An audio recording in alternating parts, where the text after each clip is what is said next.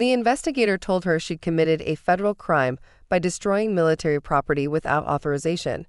Every item was documented with photos, receipts, and certificates I'd stored in the cloud. Aunt Barbara's screaming stopped cold when Agent Martinez listed what she'd trashed. A 1952 Mickey Mantle rookie card, first edition Superman comics, and my grandfather's way memorabilia.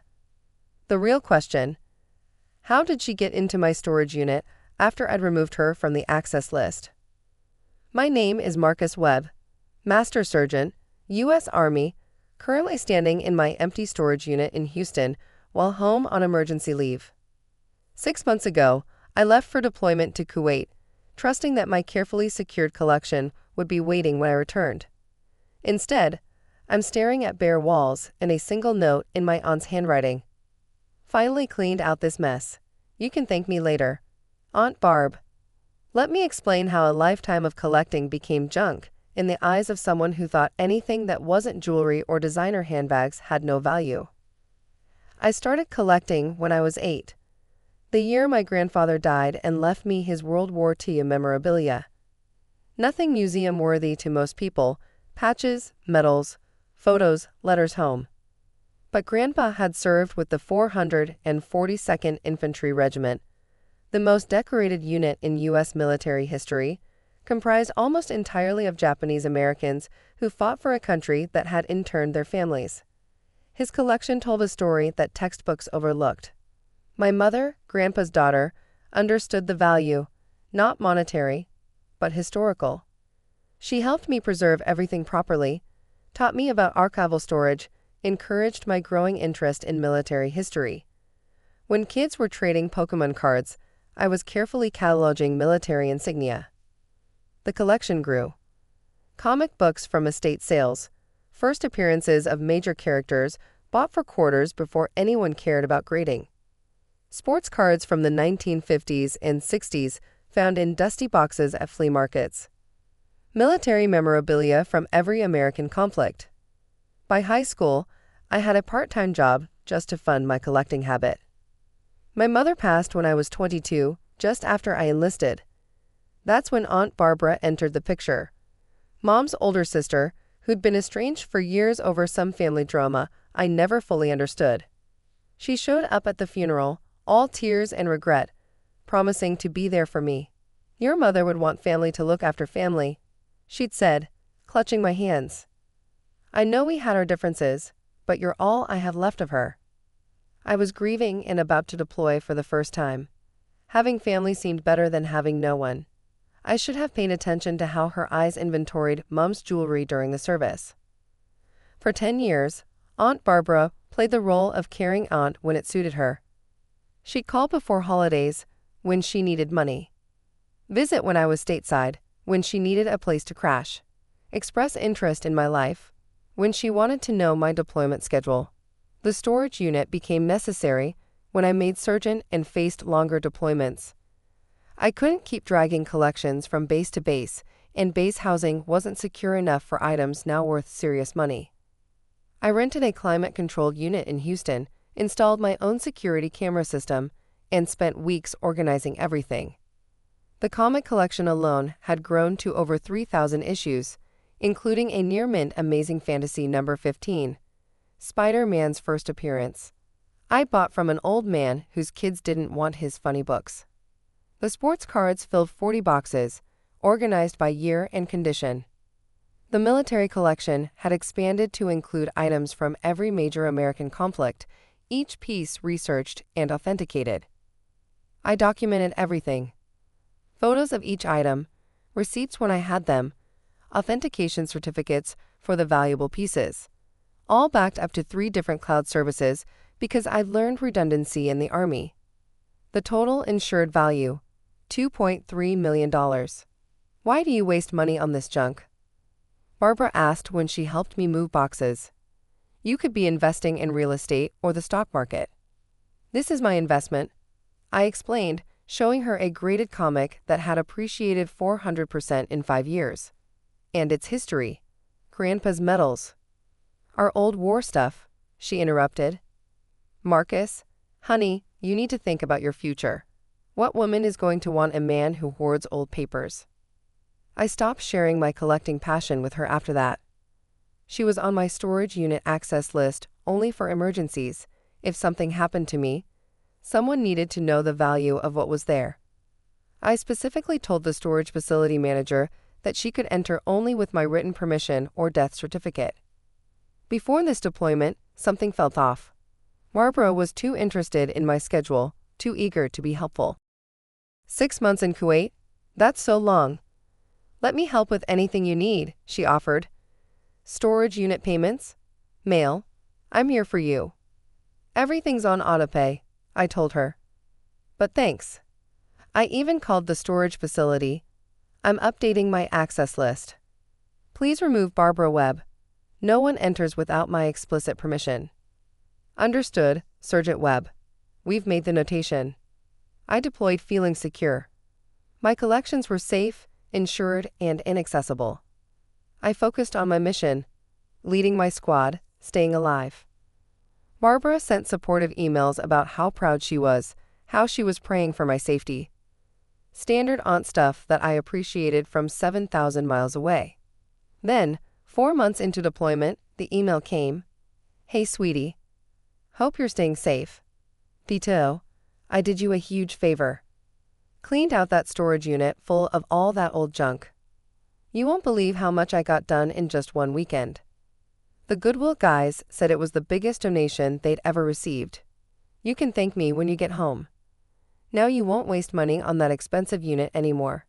Love, Aunt Barb. My hands shook as I read it again. And again. Surely she was joking. She had to be joking.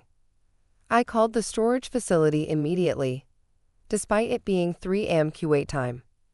Sergeant Webb. Yes, ma'am. Your aunt came by with written authorization from you.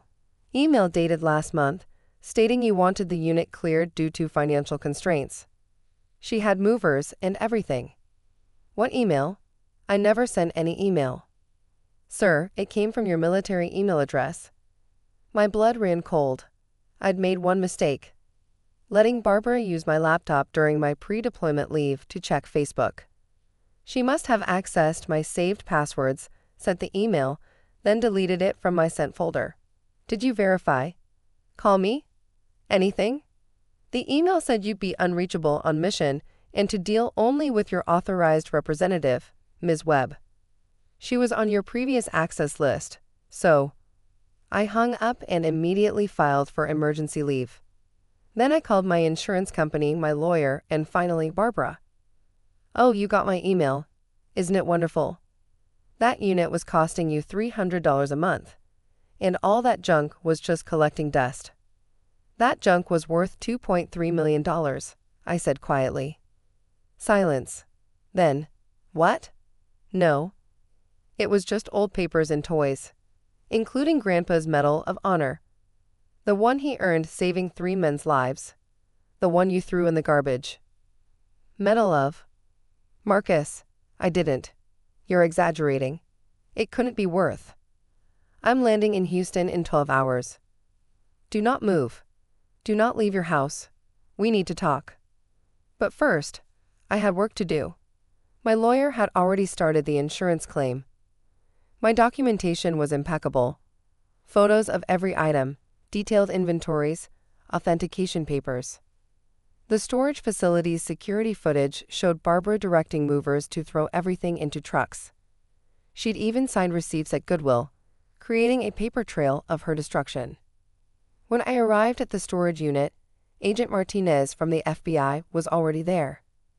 Insurance fraud over $1 million triggered federal involvement, especially when it involved active military personnel. Sergeant Webb, we've reviewed your documentation. This is one of the most thoroughly cataloged collections I've ever seen. He showed me his tablet with my photos. Every comic book individually photographed and graded. Military items with full provenance. Authentication certificates for everything valuable. You were meticulous. I'm a soldier, sir.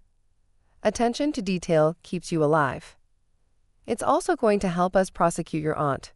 She's already admitted to accessing your email without authorization and forging the clearance letter. That's identity theft, wire fraud, and destruction of property over $1 million. All federal crimes. When we arrived at Barbara's house, she'd clearly been crying. "Marcus, thank God you're here. This is all a misunderstanding." "Ma'am?" Agent Martinez interrupted. "I need to inform you that you're under investigation for federal crimes. You have the right to an attorney." Barbara's tears turned to rage. "Federal crimes? For cleaning out junk? Marcus, tell them." "Tell them what? That you hacked my email? That you destroyed a collection I spent 20 years building? That you threw away Grandpa's medals that honored his service while his family was in internment camps?" "I didn't know." "Because you never asked. You never cared. You saw boxes and assumed trash because it wasn't something you could wear or show off." Agent Martinez pulled out photos from Goodwill's security cameras. "Ma'am, can you explain why you told the donation center that your nephew was a hoarder who needed tough love?" Barbara went pale. "I was trying to help. By specifically waiting until he was deployed and couldn't stop you." He showed another document. "We have your text messages to your friend Linda. Finally got into that storage unit. Going to teach my nephew a lesson about wasting money on garbage. He'll thank me when he sees how much I'm saving him." The investigation revealed everything. Barbara had been planning this for months. She'd researched how to access military email, waited until I was deployed, and systematically destroyed everything. What she hadn't counted on was the documentation, the insurance, or federal investigators who took destruction of military personnel property very seriously. The Goodwill had sold some items before I could recover them. My amazing fantasy number 15 went to a dealer for $50 who flipped it for $45,000 within a week. Some military items ended up in an antique shop. But the damage was done. 20 years of careful collecting destroyed in a weekend. Why? I asked Barbara during one of the depositions. "What did you gain?" She couldn't meet my eyes. I thought if you didn't have all that junk tying you down, you'd invest in something sensible. Maybe help family who needed it instead of hoarding old papers." There it was. She'd seen my collection as money that should have been hers. Every dollar spent on junk was a dollar not available for her to borrow and never repay. The federal case was straightforward. Barbara pled guilty to avoid trial, wire fraud, identity theft, and destruction of property. The judge, a veteran himself, was particularly unsympathetic to someone who targeted deployed military. "Ms. Webb, you didn't just destroy property, you destroyed history. Military medals that honored sacrifice. First edition comics that brought joy to generations. Sports cards that connected fathers and sons. And you did it out of greed and ignorance, targeting your nephew while he served his country overseas." She got 18 months in federal prison and was ordered to pay full restitution, $2.3 million she didn't have. Her house, car, and retirement accounts were seized. She'd spend the rest of her life paying me back. The storage facility's insurance covered some losses, as did my personal policy. Combined with the restitution order, I'll eventually recover financially. But some things can't be replaced. Grandpa's medals are gone forever. The comics I'd hunted for years vanished. Each item had a story, a memory attached. I've started collecting again slowly. Other veterans have reached out, offering pieces from their collections to help rebuild mine. A comic shop owner who bought some of my issues from Goodwill returned them at cost when he heard the story. The military collecting community especially rallied. Grandpa's unit insignia was rebuilt through donations from other 442nd families who understood the history's importance. Barbara writes from prison sometimes. Apologies mixed with justifications, requests for forgiveness wrapped in subtle asks for money. I don't respond. Some things, once broken, can't be fixed with sorry. My new storage unit has better security, biometric locks, 24/7 monitoring, and no family on the access list. The collection grows slowly but surely. Each piece is still documented, photographed, backed up to the cloud that saved me once before. And sometimes, late at night in the barracks, I pull up those photos on my laptop. Not for the monetary value, though seeing that Mickey Mantle card still hurts, but for the memories. Each item was a moment in time, a piece of history saved from being forgotten. That's what Barbara never understood. It was never about the money. It was about preservation, connection, honoring the past while building a future. She saw junk where I saw stories. She saw waste where I saw investment, not just financial, but cultural, historical, personal. The investigator was right about one thing. I was meticulous. In the Army, we learn that attention to detail isn't just about following orders. It's about being prepared for the unexpected, documenting everything, having contingencies. I just never expected the enemy to be family, or the battlefield to be a storage unit in Houston. But like any good soldier, I adapted, overcame, and rebuilt. The collection grows again, one piece at a time.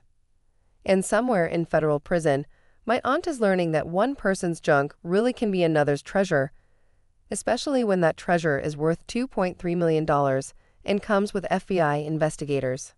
Lesson learned: always back up to the cloud. You never know when someone might try to delete your life while you're defending your country.